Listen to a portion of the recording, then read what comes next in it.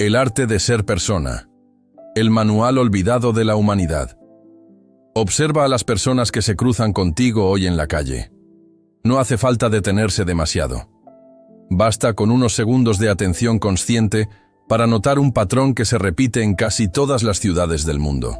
Cuerpos en movimiento automático, pasos acelerados, hombros encorvados, manos aferradas a un dispositivo que emite un resplandor azulado constante. Rostros tensos, expresiones neutras o vacías. Miradas que rara vez se elevan para encontrarse con otra mirada humana. Caminan, hablan, trabajan, consumen, responden mensajes, cumplen horarios, funcionan. Pero algo esencial parece haberse apagado en el proceso. La psicología moderna, la neurociencia y la sociología contemporánea coinciden en una advertencia inquietante. Nunca en la historia de la humanidad habíamos estado tan hiperconectados y al mismo tiempo tan profundamente desconectados de nosotros mismos. No se trata solo de distracción o de cansancio. Se trata de una transformación estructural de la experiencia humana. Una transición silenciosa, en la que el ser humano ha comenzado a comportarse más como un sistema operativo que como una conciencia viva. En 1982, un profesor universitario, escritor y conferencista llamado Leo Buscaglia, pronunció una frase que, en su momento, parecía provocadora y filosófica, pero que hoy resuena como una advertencia urgente. Nadie nace siendo persona. Ser humano es un arte que se aprende, y la mayoría jamás lo aprende. En aquel entonces, la frase fue interpretada como una reflexión humanista, casi poética. 4 décadas después, suena más bien como un diagnóstico clínico de nuestra civilización. Buscaglia no se refería al hecho biológico de nacer con un cuerpo humano. Se refería a algo mucho más profundo, la capacidad de sentir, de reflexionar, de amar, de dudar, de elegir conscientemente, de estar presente en la propia vida. Ser persona, en su definición, no es automático. Es una construcción lenta, frágil y exigente. Requiere tiempo, atención, introspección, contacto genuino con otros seres humanos y, sobre todo, una resistencia activa a los sistemas que intentan reducirnos a funciones. El problema es que el mundo moderno está diseñado precisamente para eso, para reducir al individuo a una serie de funciones mecánicas. Trabajar, producir, consumir, responder, actualizarse, adaptarse. Desde edades cada vez más tempranas, las personas son entrenadas para optimizar su rendimiento, no para comprender su experiencia interna. Se nos enseña a cumplir objetivos, no a formular preguntas, a competir, no a contemplar, a sobrevivir dentro del sistema, no a interrogarnos sobre el sentido de vivir. La neurociencia ha demostrado que el cerebro humano es extremadamente plástico. Se adapta a aquello que practica de manera constante. Un cerebro expuesto de forma continua a estímulos fragmentados, notificaciones permanentes, recompensas inmediatas y multitarea forzada, termina reorganizándose para funcionar en modo reactivo. No reflexiona, responde. No profundiza, salta. No contempla, escanea. Este tipo de funcionamiento es eficaz para operar máquinas, plataformas y sistemas complejos, pero es devastador para la construcción de una vida interior rica y consciente. Así comienza el proceso por el cual lo humano se vuelve mecánico. No ocurre de golpe. No hay un momento dramático en el que alguien deja de ser persona y se convierte en engranaje. Es una erosión lenta, cotidiana, casi imperceptible. Se manifiesta en la incapacidad de permanecer en silencio sin incomodidad, en la ansiedad constante cuando no hay estímulo externo, en la dificultad para sostener una conversación profunda sin mirar un teléfono, en la pérdida gradual de la empatía, de la curiosidad genuina por el otro, de la conexión con el propio cuerpo y las propias emociones. La psicología clínica observa un aumento sostenido de trastornos relacionados con la despersonalización y la disociación. Personas que sienten que viven en piloto automático, que observan su propia vida como si fuera una película ajena, que cumplen rutinas sin experimentar verdadero significado. No es casual. Un sistema que exige productividad constante, No puede permitirse individuos profundamente conscientes, porque la conciencia cuestiona, duda, se revela y exige coherencia. En este contexto, la frase de Buscaglia adquiere una dimensión inquietante. Si ser humano es un arte que se aprende, ¿qué ocurre cuando la sociedad deja de enseñar ese arte? ¿Qué pasa cuando todos los incentivos culturales, económicos y tecnológicos empujan en la dirección opuesta? Lo que emerge es una humanidad funcional, pero vaciada. Personas biológicamente vivas, pero existencialmente ausentes. La mecanización de lo humano no significa que hayamos dejado de sentir. Significa que sentimos de forma fragmentada, superficial y reactiva. Emociones rápidas, intensas y fugaces, diseñadas para mantenernos enganchados, no para comprendernos. Ira instantánea, placer inmediato, indignación pasajera, euforia artificial. Todo ocurre en la superficie. No hay tiempo ni espacio para procesar, integrar o transformar la experiencia en sabiduría. Observa cómo se estructura la vida cotidiana. Jornadas laborales que dejan poco margen para la reflexión. Espacios urbanos que priorizan la eficiencia sobre el encuentro. Sistemas educativos que miden resultados cuantificables pero ignoran el desarrollo emocional y ético. Plataformas digitales que monetizan la atención y convierten cada interacción en datos. En este entorno, el ser humano no es visto como un fin en sí mismo, sino como un recurso, un usuario, un consumidor, un perfil.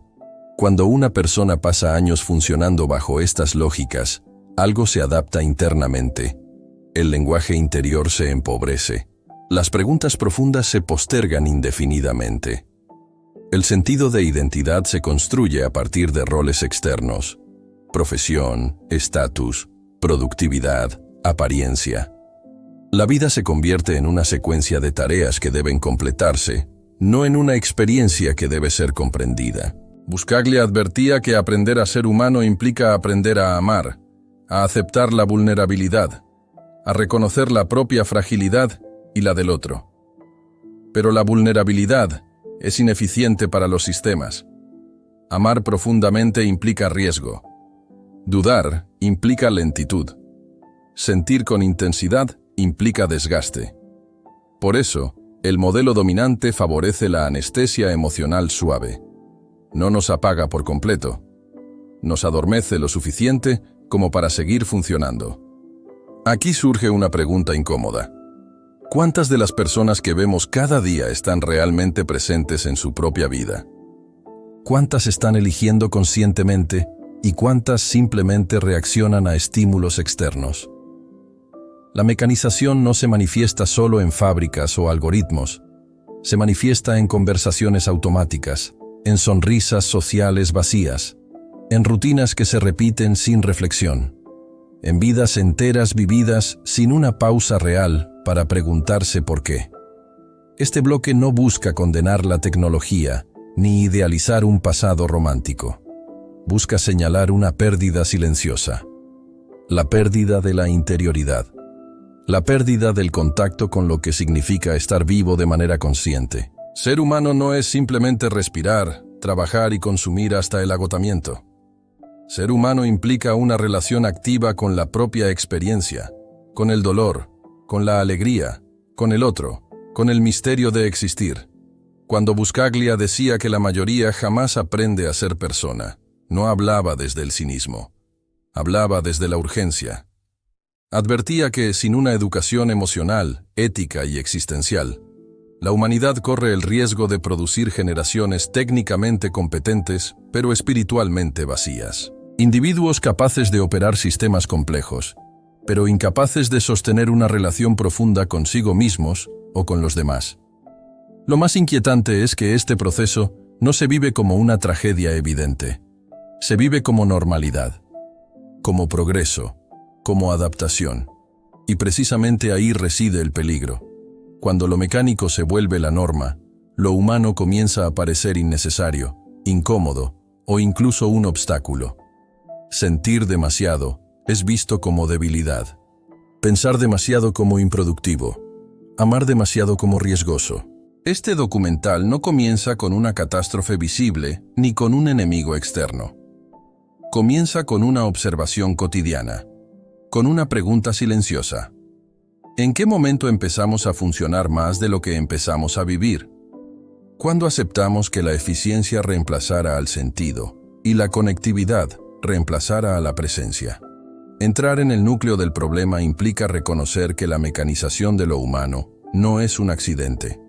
Es el resultado lógico de un sistema que prioriza el rendimiento sobre la conciencia. Y mientras no aprendamos, como individuos y como sociedad, que ser humano es un arte que debe cultivarse, seguiremos produciendo cuerpos activos y conciencias dormidas. Personas que existen, pero no habitan plenamente su propia vida. Este es el punto de partida. Porque antes de analizar causas, consecuencias y posibles salidas, es necesario mirar de frente esta realidad incómoda. No estamos perdiendo humanidad por falta de tecnología, sino por falta de atención a lo que nos hace verdaderamente humanos. Y reconocerlo es el primer acto consciente en un mundo que nos prefiere dormidos, eficientes y previsibles. Buscaglia parte de una verdad incómoda, casi insoportable para una sociedad obsesionada con la eficiencia y los resultados. El ser humano no nace terminado. Nace como una posibilidad abierta, como un territorio en bruto que requiere tiempo, cuidado y conciencia para convertirse en una persona plena. Sin embargo, desde los primeros años de vida, esa posibilidad comienza a ser estrechada, recortada y dirigida. No hacia el desarrollo interior, sino hacia la utilidad externa. No hacia la comprensión de uno mismo, sino hacia la adaptación al sistema. La infancia, que debería ser el espacio natural de exploración, juego, error y descubrimiento emocional, se transforma rápidamente en una etapa de entrenamiento. Se evalúa, se compara, se corrige. Se premia al niño que obedece, que se ajusta, que no incomoda. Se sanciona, de manera explícita o sutil, al que cuestiona, al que siente demasiado, al que no encaja con facilidad. Antes de aprender quién es, el individuo aprende qué se espera de él. Así comienza la fabricación de identidades funcionales. El sistema educativo no está diseñado para formar personas conscientes, sino para producir sujetos competentes dentro de un engranaje mayor. La creatividad se tolera solo si es rentable. La sensibilidad se acepta solo si no interfiere con el rendimiento. La curiosidad se celebra mientras no cuestione las reglas de fondo. Poco a poco, el mensaje se vuelve claro. Tu valor no reside en lo que eres, sino en lo que haces y en cómo lo haces. Buscaglia observaba con preocupación cómo esta lógica se intensificaba incluso en espacios que, en teoría, deberían fomentar el desarrollo humano. Las escuelas, las universidades, las empresas, las instituciones sociales comienzan a hablar un mismo idioma. Productividad, desempeño, metas, éxito.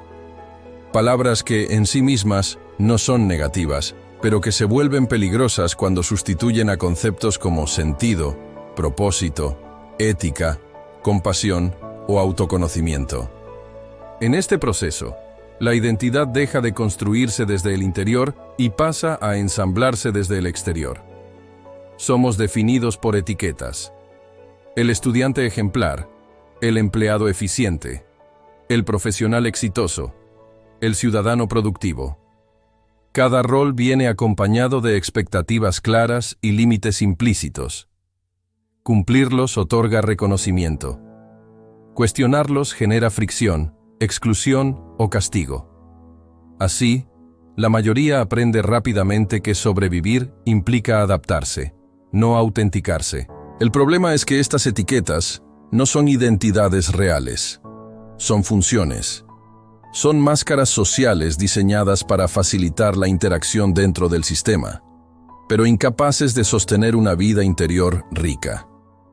Cuando una persona se identifica exclusivamente con su rol, comienza a perder contacto con aquello que no es medible ni evaluable.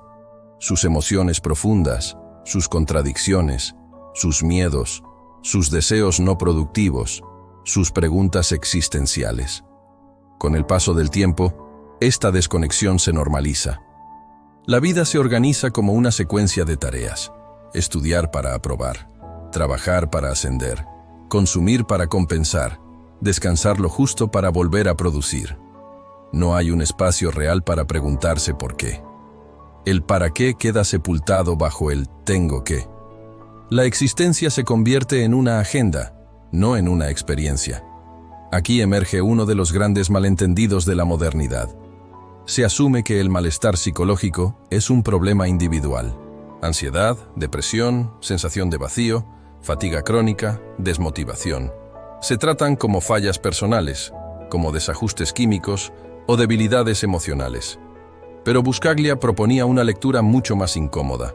Estos síntomas no son errores del individuo, sino respuestas lógicas a un modelo que exige eficiencia a costa de humanidad. ¿Qué ocurre cuando una persona pasa décadas haciendo lo que debe hacer, pero nunca lo que realmente siente?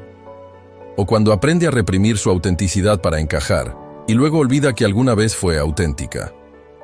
El resultado no suele ser una rebelión visible, suele ser un vacío silencioso, una sensación persistente de inutilidad, incluso en medio del éxito, una ansiedad sin causa aparente, una tristeza difusa que no desaparece con logros ni recompensas. La fábrica de identidades vacías no necesita violencia explícita. Funciona a través de la repetición, la presión social y la promesa constante de validación futura. Cuando termines esto, serás alguien. Cuando consigas ese puesto, valdrá la pena. Cuando alcances ese nivel, te sentirás completo. Pero el momento nunca llega, porque el sistema no está diseñado para satisfacer, sino para perpetuar el movimiento. Buscaglia advertía que, en este contexto, muchas personas llegan a la adultez sin haberse conocido nunca realmente.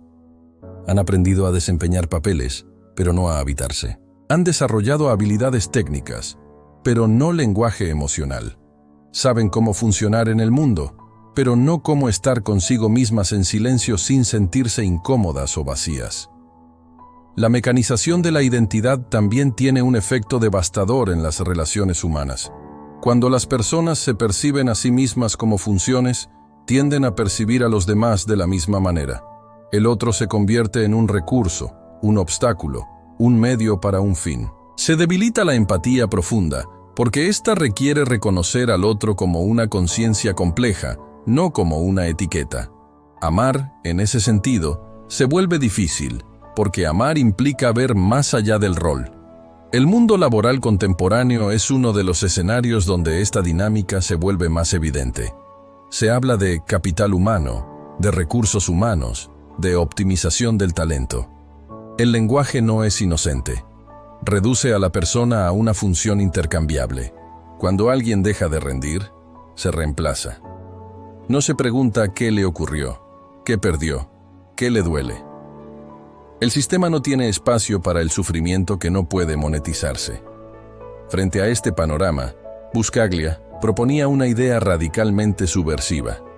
Recuperar la humanidad implica desaprender. Desaprender la obsesión por la eficiencia. Desaprender la identificación absoluta con el rol. Desaprender la creencia de que nuestro valor depende de nuestra utilidad. Este desaprendizaje no es cómodo ni rápido. Implica atravesar capas de condicionamiento, enfrentar miedos profundos y aceptar una vulnerabilidad que el sistema nos enseñó a evitar. Ser persona, en su visión, implica reconectar con la capacidad de sentir sin censura, de pensar sin miedo, de amar sin garantías. Implica aceptar que no todo lo valioso es productivo, que no todo lo significativo es visible, que no toda pregunta necesita una respuesta inmediata. Implica, sobre todo, recuperar el derecho a una identidad que no esté completamente definida por expectativas externas. La fábrica de identidades vacías sigue funcionando a pleno rendimiento. Produce millones de individuos competentes, ocupados y exhaustos. Personas que cumplen, pero no se sienten vivas. Personas que tienen un lugar en el sistema, pero no un sentido profundo de pertenencia a sí mismas. Reconocer este proceso no es un acto de pesimismo, sino el primer gesto de lucidez. Porque mientras sigamos tratando el vacío existencial como una falla individual, y no como un síntoma colectivo, seguiremos parchando heridas sin cuestionar la máquina que las produce. Y mientras sigamos premiando la obediencia por encima de la autenticidad, seguiremos formando identidades funcionales, pero profundamente frágiles. Este bloque revela una verdad incómoda. No estamos rodeados de personas que no saben quiénes son por falta de inteligencia o esfuerzo, sino por haber sido entrenadas desde temprano para olvidar esa pregunta. Recuperar la humanidad no es añadir algo nuevo, sino desmontar aquello que nos convirtió en eficientes, pero nos fue vaciando por dentro. Y ese proceso, aunque doloroso, es el único camino posible para dejar de funcionar y empezar por fin a vivir. Si ser persona es tan esencial para una vida plena, auténtica y consciente, la pregunta inevitable es por qué tantas personas lo evitan de manera sistemática, casi instintiva. Para Buscaglia, la respuesta no está en la pereza moral ni en una falla de carácter, sino en una emoción profundamente arraigada: el miedo. Miedo a ser rechazados, miedo a no pertenecer, miedo a descubrir que si mostramos quiénes somos realmente, el mundo puede darnos la espalda. Desde edades muy tempranas, aprendemos que la aceptación social tiene condiciones, y una de las más importantes es no incomodar, no sobresalir emocionalmente, no mostrar aquello que nos vuelve vulnerables. Este miedo no aparece de la nada. Se construye a través de experiencias repetidas, en las que expresar una emoción auténtica tiene consecuencias negativas. El niño que llora demasiado es corregido. El adolescente que muestra sensibilidad es ridiculizado. El adulto que expresa dudas o fragilidad es percibido como débil o incompetente. Poco a poco, el mensaje se internaliza. Sentir no es seguro. Mostrar lo que ocurre dentro de ti puede costarte amor, respeto o pertenencia. Y así comienza el aprendizaje de la ocultación. Buscaglia describe este proceso como la adopción progresiva de máscaras emocionales. No se trata de una mentira consciente, sino de una estrategia de supervivencia. La máscara del fuerte, del eficiente, del simpático, del indiferente, del exitoso. Cada una cumple una función específica: proteger al individuo del juicio externo. Con el tiempo, estas máscaras se vuelven tan habituales que dejan de sentirse artificiales. La persona ya no recuerda cuándo empezó a usarlas, ni qué había antes de ellas. El problema surge cuando la máscara deja de ser una herramienta ocasional y se convierte en identidad, cuando ya no sabemos quiénes somos sin ella.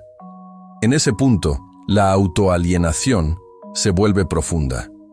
El individuo no solo se esconde de los demás, sino también de sí mismo. Las emociones que no pueden expresarse tampoco pueden comprenderse.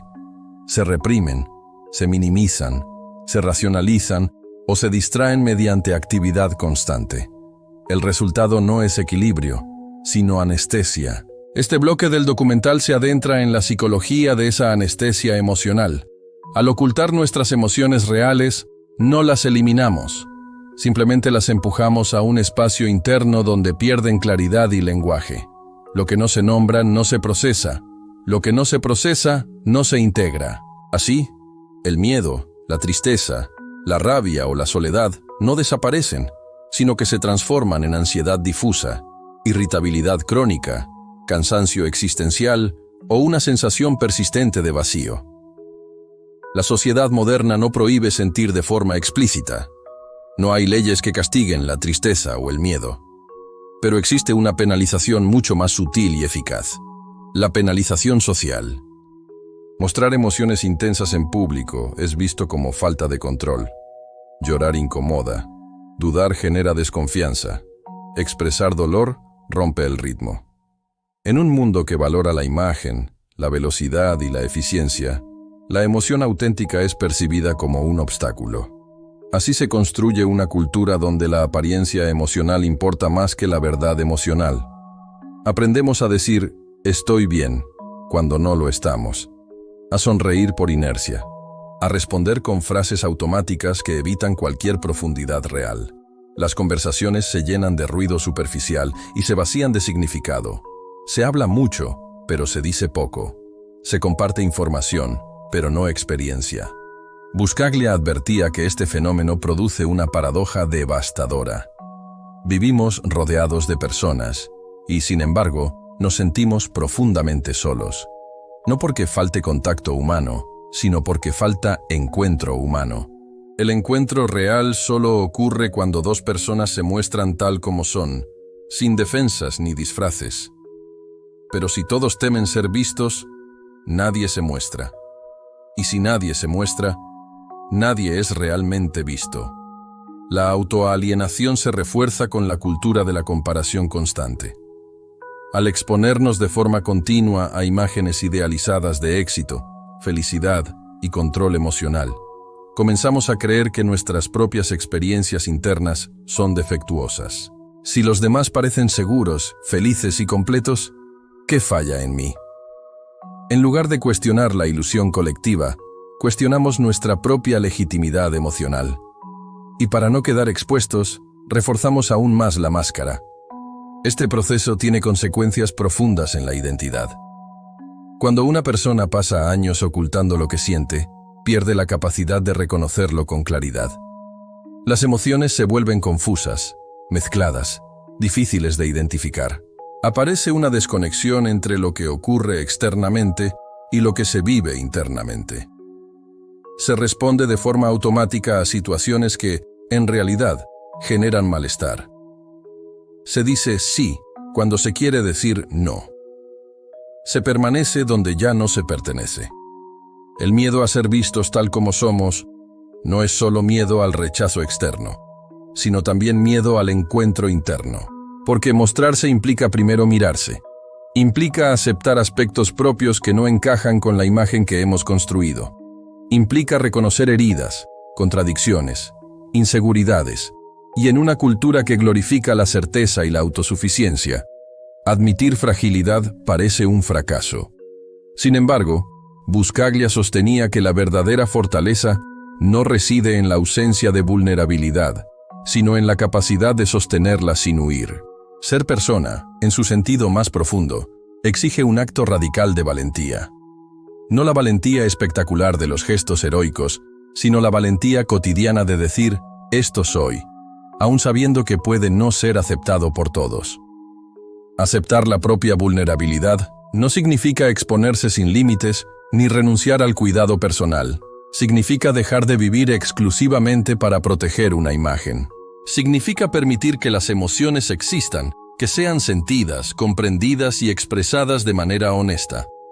Significa arriesgarse a la autenticidad en un mundo que premia la apariencia. Este bloque revela una verdad incómoda pero liberadora. El miedo a ser vistos tal como somos no desaparece ocultándonos, solo se vuelve más poderoso. Cuanto más nos escondemos, más creemos que no seríamos aceptados si alguien nos conociera de verdad. Y cuanto más creemos eso, más lejos quedamos de cualquier encuentro genuino. La civilización de individuos que conviven sin encontrarse realmente no es el resultado de falta de tecnología ni de comunicación, sino de una ausencia de coraje emocional colectivo. Todos esperan un espacio seguro para mostrarse, pero pocos están dispuestos a crearlo siendo los primeros en hacerlo. Ser persona, como planteaba Buscaglia, no es un estado cómodo. Es una práctica constante, un ejercicio de honestidad interna y externa, un desafío directo a una cultura que confunde control con madurez y frialdad con fortaleza. Pero también es el único camino hacia una vida que no sea solo funcional, sino significativa.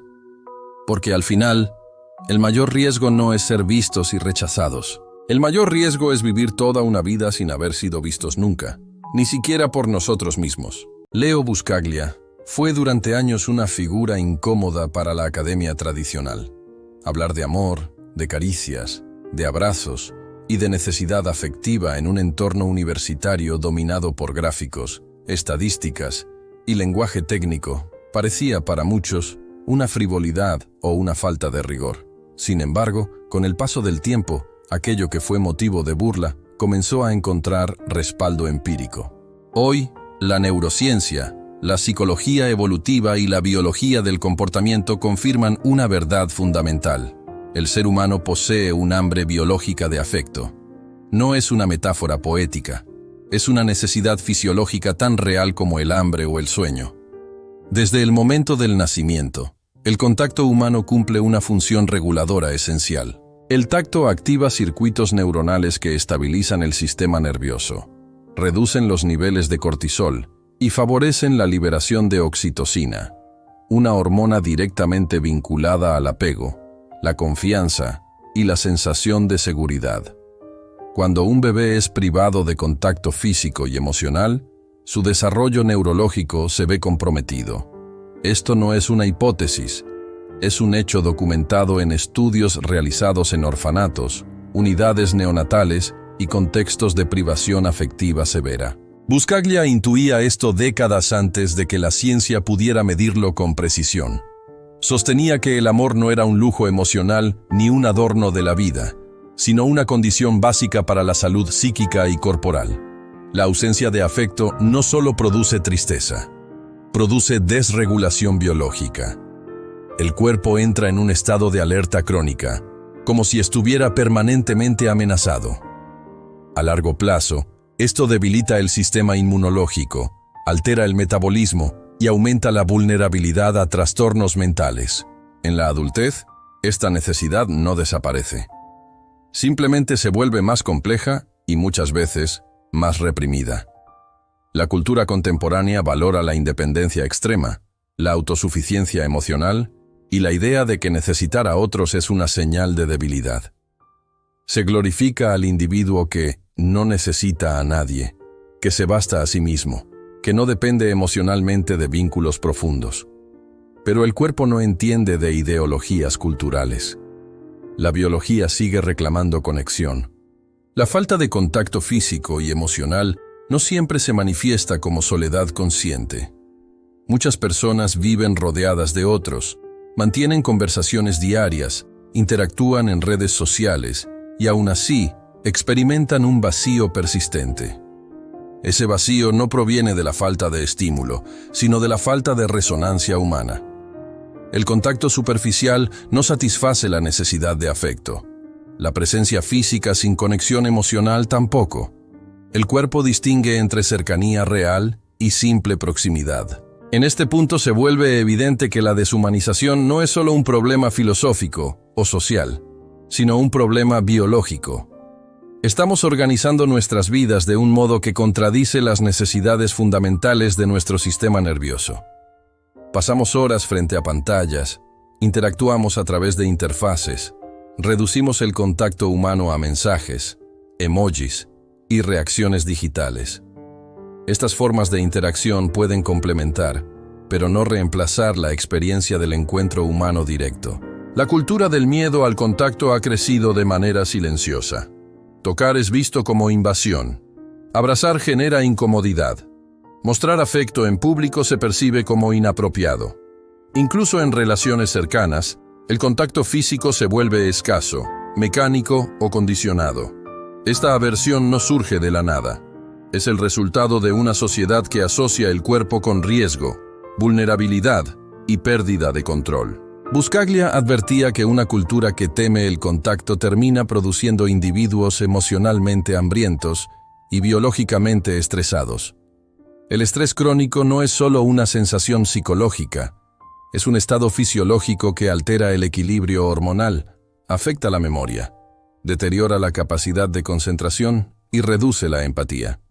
Cuando el cuerpo vive en modo de supervivencia, el otro deja de ser percibido como un aliado y comienza a ser visto como una amenaza o un obstáculo.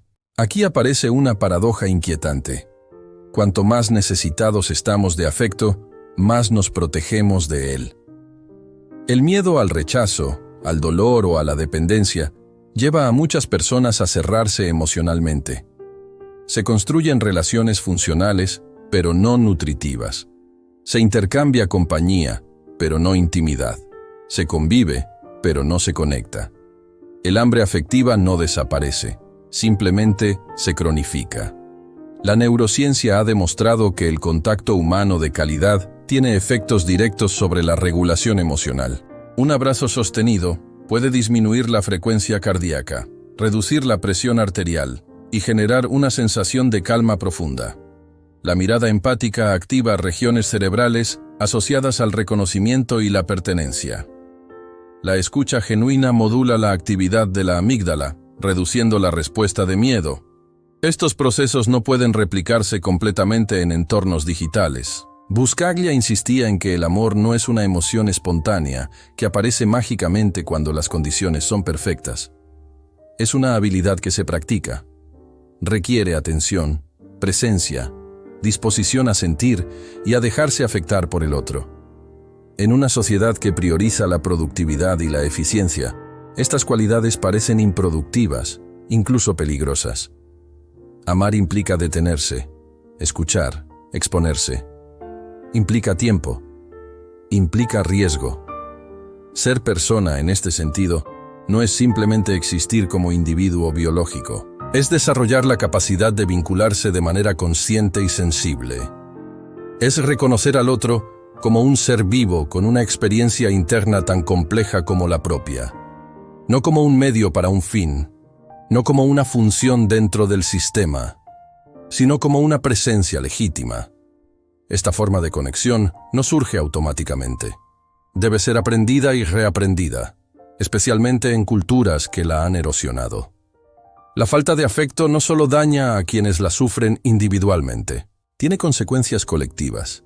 Sociedades con altos niveles de desconexión emocional tienden a mostrar mayor agresividad, menor cooperación y una reducción general de la empatía social. Cuando las personas no se sienten vistas ni sostenidas, se vuelven más defensivas, más cerradas, más propensas a la hostilidad.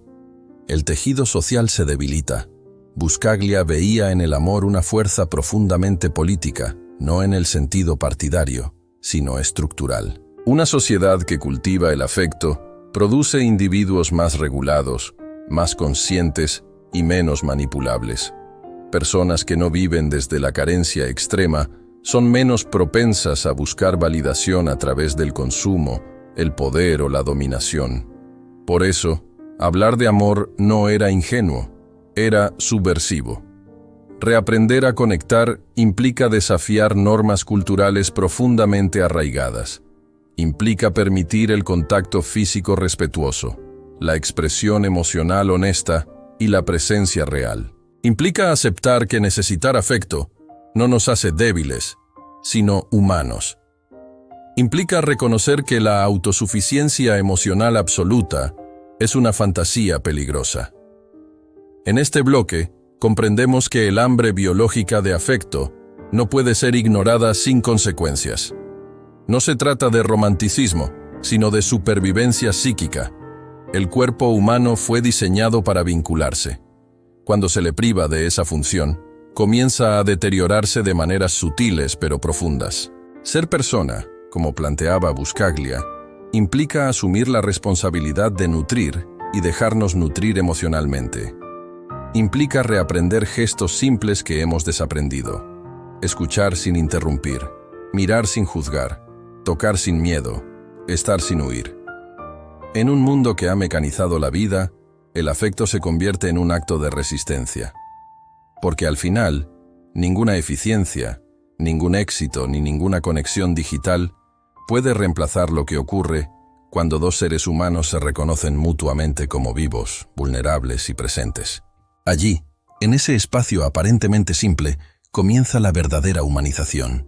A medida que nos alejamos del contacto humano genuino, comenzamos a construir lo que parece ser una protección frente al dolor y la vulnerabilidad, una ilusión de seguridad emocional. Esta ilusión se manifiesta de muchas maneras, a través de relaciones superficiales que no exigen exponerse verdaderamente, rutinas predecibles que evitan cualquier incertidumbre afectiva y silencios cómodos que simulan armonía, pero que en realidad esconden desconexión y aislamiento interior. Para la mayoría, este aparente refugio se siente satisfactorio, incluso reconfortante. Creemos que al mantener el control de nuestras emociones y minimizar la exposición al riesgo, estamos cuidándonos, que hemos aprendido a protegernos de la decepción, la traición y la pérdida. Sin embargo, la advertencia de Leo Buscaglia se vuelve relevante. Esta comodidad es una trampa. La seguridad emocional percibida es, en su núcleo, una estrategia defensiva construida por miedo. Miedo al rechazo. Miedo a la vulnerabilidad. Miedo a la intensidad de la propia existencia. Cuando evitamos los conflictos internos, reprimimos los sentimientos incómodos y suavizamos la realidad de nuestras relaciones. Nos instalamos en un estado de anestesia afectiva. Este mecanismo, aunque útil a corto plazo para reducir dolor inmediato, tiene un costo profundo: la pérdida de autenticidad. Cada sonrisa medida, cada conversación contenida, cada gesto controlado, alimenta una versión de nosotros mismos que no es completamente humana. Lo que nos queda es un reflejo de seguridad, no la experiencia plena de la vida. Buscaglia sostenía que este tipo de autoprotección era la manifestación de una paradoja fundamental. Cuanto más seguros creemos estar emocionalmente, más empobrecemos nuestra existencia. La ilusión de seguridad se convierte en un escudo que nos separa de las emociones profundas y de la conexión real con los demás. Vivimos en una sociedad que glorifica la eficiencia, la previsibilidad y el control.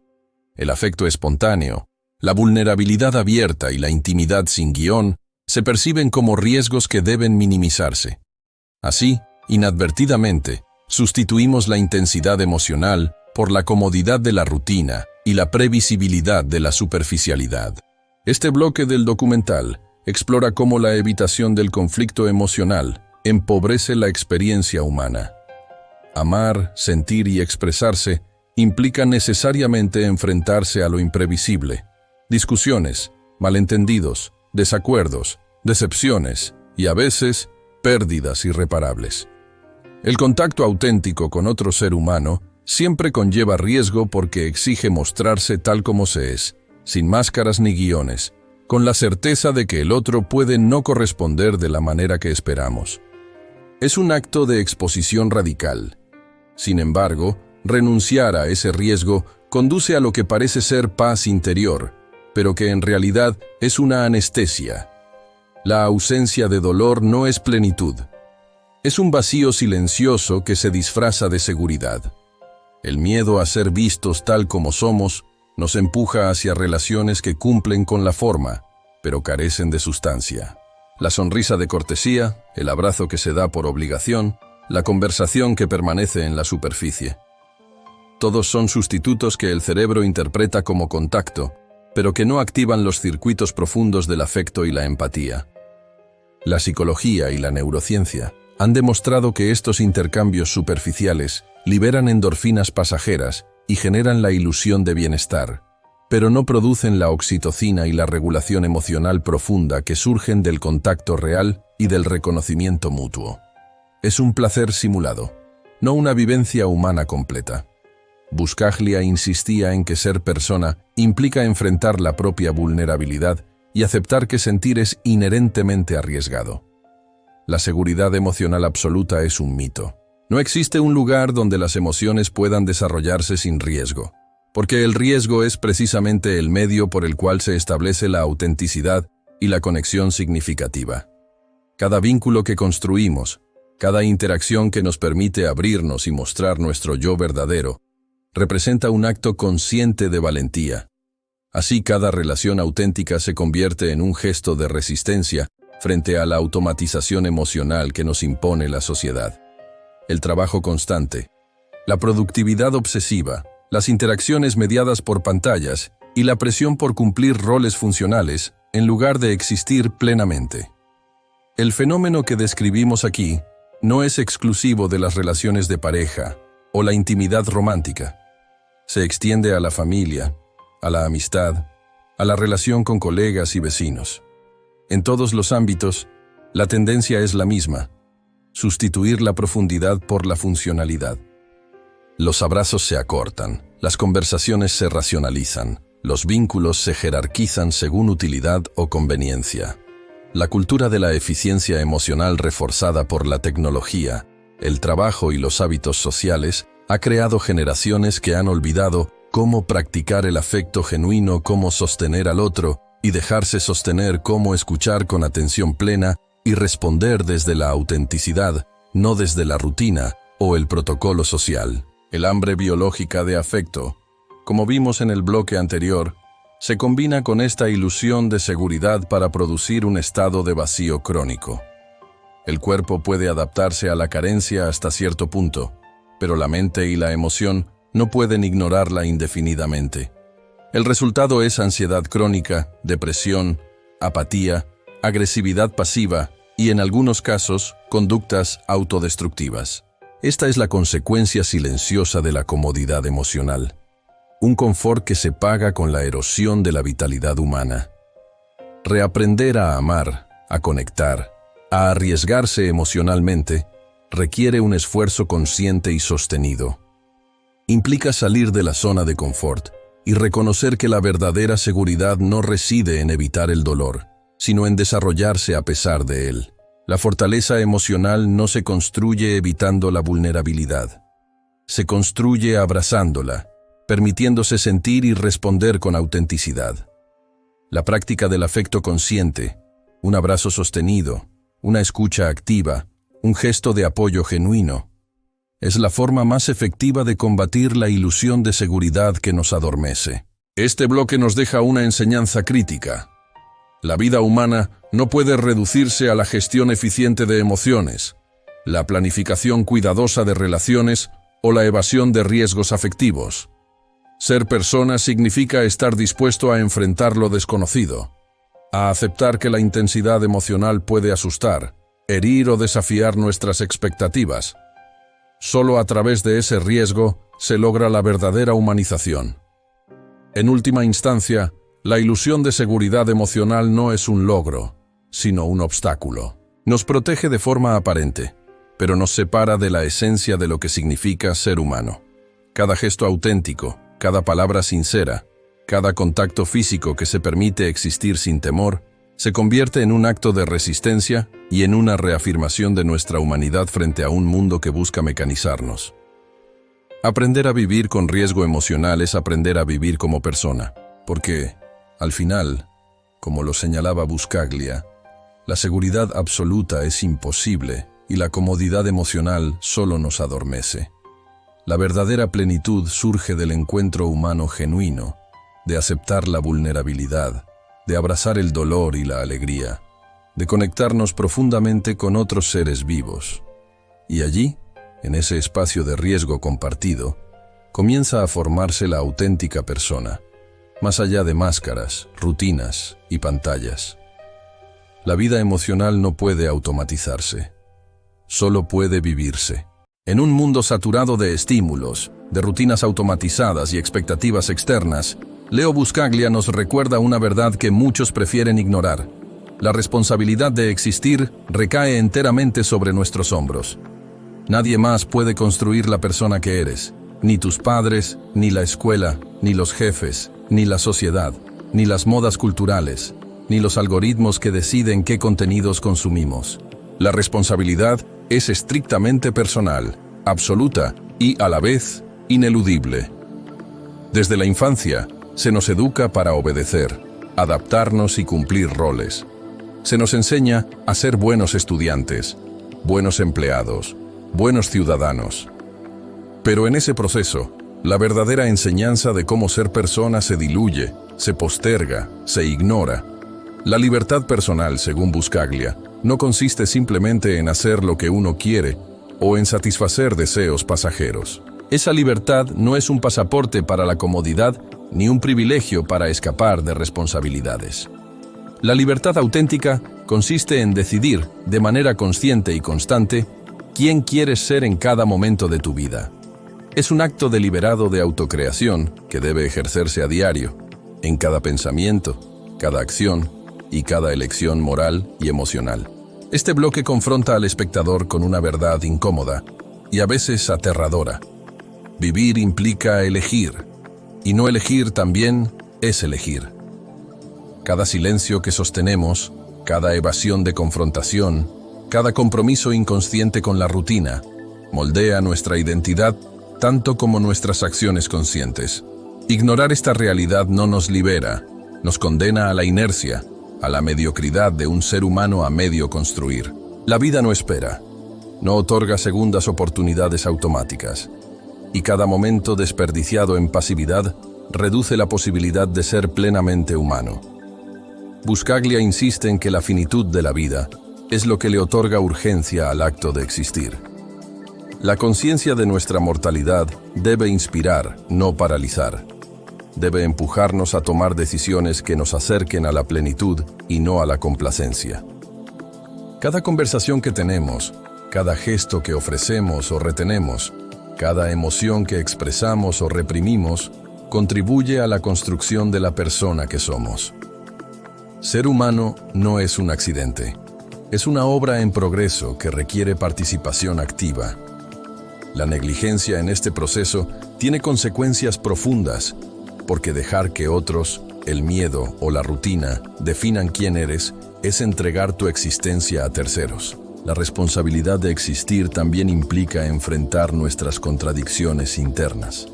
Ser plenamente humano requiere reconocer nuestras sombras, nuestros prejuicios, nuestras emociones reprimidas y nuestros errores pasados. No se trata de negar la vulnerabilidad ni de ocultar el fracaso, sino de integrarlos como parte de la experiencia que nos moldea. Ignorar esta dimensión de la existencia equivale a fragmentarnos, a vivir a medias y a perpetuar la ilusión de seguridad emocional que discutimos en el bloque anterior. Cada decisión consciente es un acto de construcción personal. Decidir hablar en lugar de callar, ayudar en lugar de ignorar, abrazar en lugar de esquivar, cuestionar en lugar de aceptar pasivamente, escuchar en lugar de juzgar. Todos estos gestos, por simples que parezcan, son ladrillos en la arquitectura de la persona que elegimos ser. No hay acciones triviales, porque incluso la aparente inacción tiene un peso y una dirección. Perpetúa el statu quo y fortalece la versión automatizada de uno mismo que la sociedad espera. Buscaglia también subraya que la responsabilidad de existir no se limita a la vida privada. Ser humano consciente tiene un impacto colectivo. La forma en que nos relacionamos con los demás, la atención que damos, la compasión que ejercemos o negamos, repercute en la humanidad de aquellos que nos rodean. Cada persona que decide asumir la responsabilidad de su desarrollo afecta el tejido social, enseñando a otros, por ejemplo, a alentar vínculos auténticos y al mismo tiempo fortaleciendo la resiliencia comunitaria frente a la alienación emocional de la modernidad. Este bloque se adentra en una dimensión filosófica y práctica simultáneamente. La responsabilidad de existir es tanto un deber moral como una necesidad biológica y psicológica. Estudios en neurociencia y psicología confirman que la inercia emocional y la desconexión social provocan efectos profundos en el cerebro, atrofia de la empatía, aumento de la ansiedad, incremento de la depresión y una sensación generalizada de vacío existencial. La pasividad no es neutral, es activamente destructiva. La elección consciente, en cambio, refuerza circuitos neuronales que potencian la resiliencia, la compasión y la creatividad. En otras palabras, existir plenamente no solo nos hace más humanos, sino que literalmente reconfigura nuestra biología para soportar la complejidad de la vida.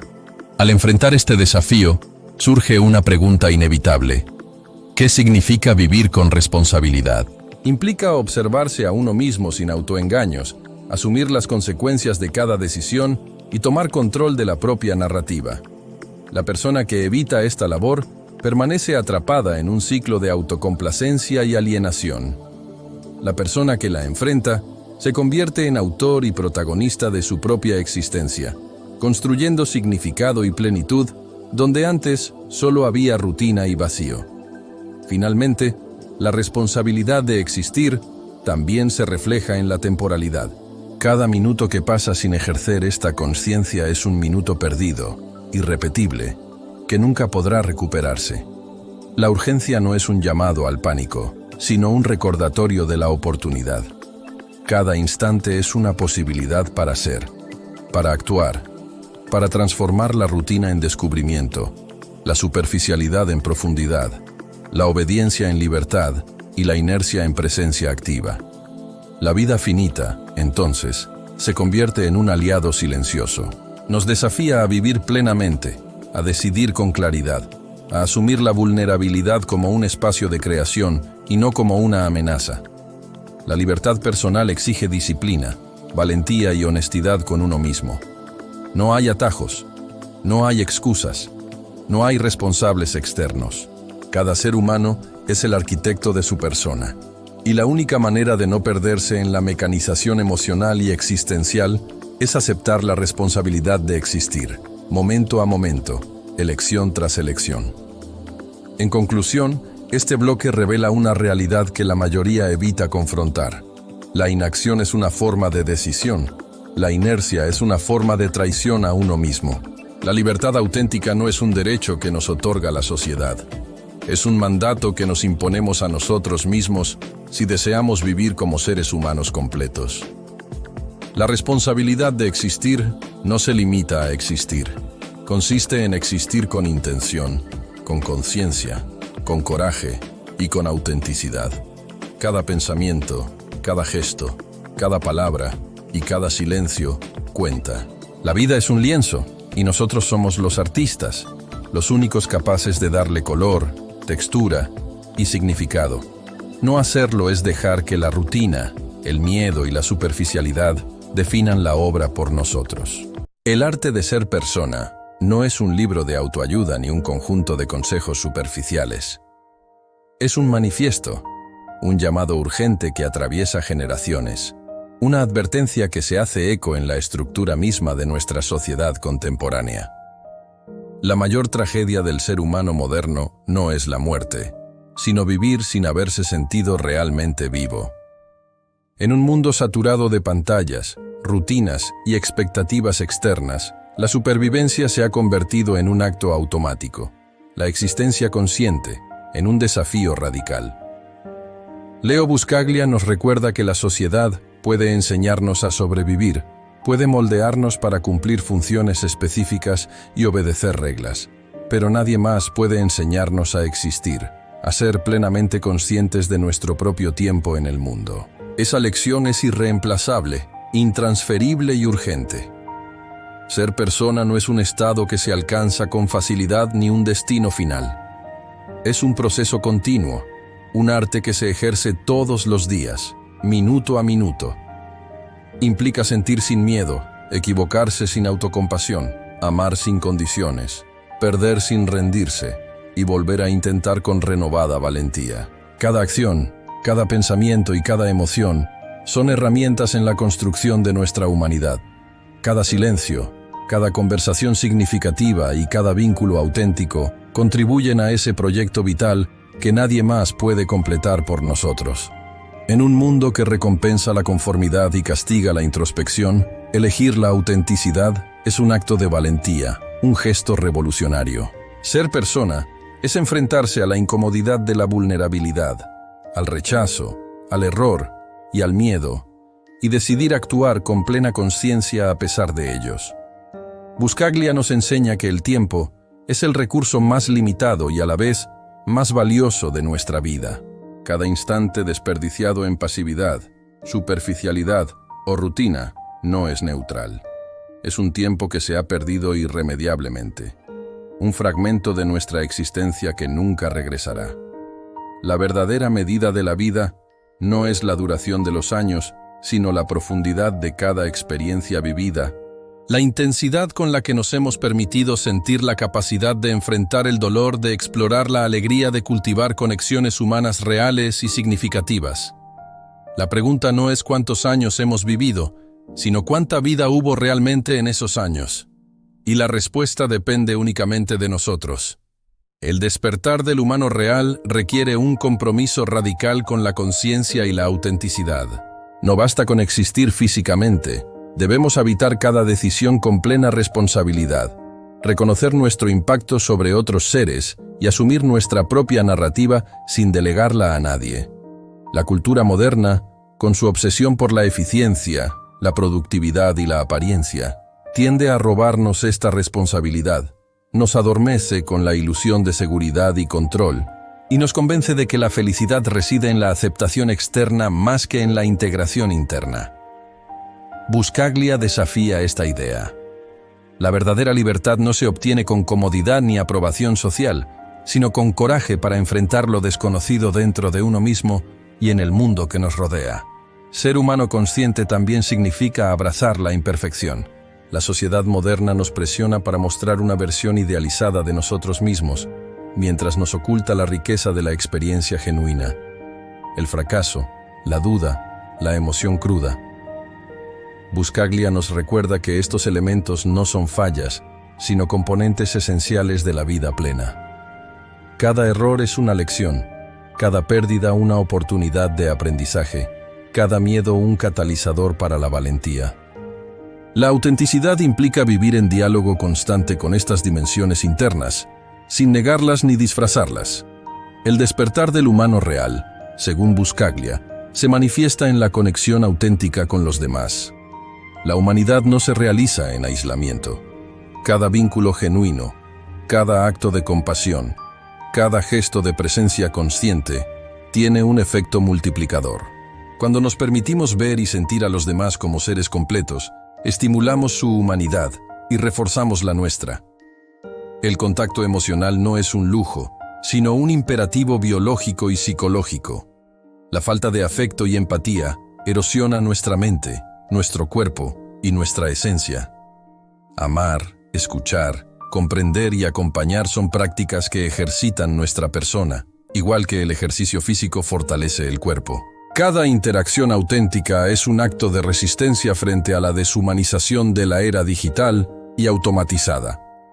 En un tiempo donde la inmediatez, la superficialidad y la digitalización de nuestras vidas amenazan con reemplazar la experiencia real por estímulos simulados, el despertar del humano real se convierte en un acto revolucionario. No es un lujo intelectual ni emocional. Es una necesidad de supervivencia ética y existencial. Buscaglia nos enseña que asumir esta responsabilidad requiere coraje y disciplina, porque implica enfrentarnos a nuestro propio miedo, a la presión social y a la comodidad de la rutina. Cada elección consciente fortalece nuestra capacidad de vivir con propósito, sentido y plenitud. Finalmente, la advertencia de Buscaglia nos confronta con la paradoja de nuestra existencia. Podemos estar vivos sin vivir, podemos respirar sin sentir, podemos existir sin ser personas reales. Pero cada ser humano posee la capacidad de romper ese ciclo. Podemos decidir despertar, asumir la responsabilidad de nuestro tiempo, de nuestros vínculos y de nuestra identidad. Podemos decidir vivir con intensidad, autenticidad y presencia. Este despertar no se impone desde afuera. Solo puede surgir desde la introspección, la conciencia y la valentía de mirar nuestra propia vida de frente. El legado de Buscaglia no es un consejo pasajero ni una teoría abstracta. Es un recordatorio vital de que el milagro de estar vivos conlleva la obligación de vivir plenamente. No como funciones, no como números, no como máscaras sociales, sino como personas reales, conscientes, responsables y despiertas. Cada gesto, cada pensamiento, cada emoción y cada decisión son oportunidades para practicar nuestra humanidad, para encarnar nuestra esencia y para dejar una huella auténtica en el mundo.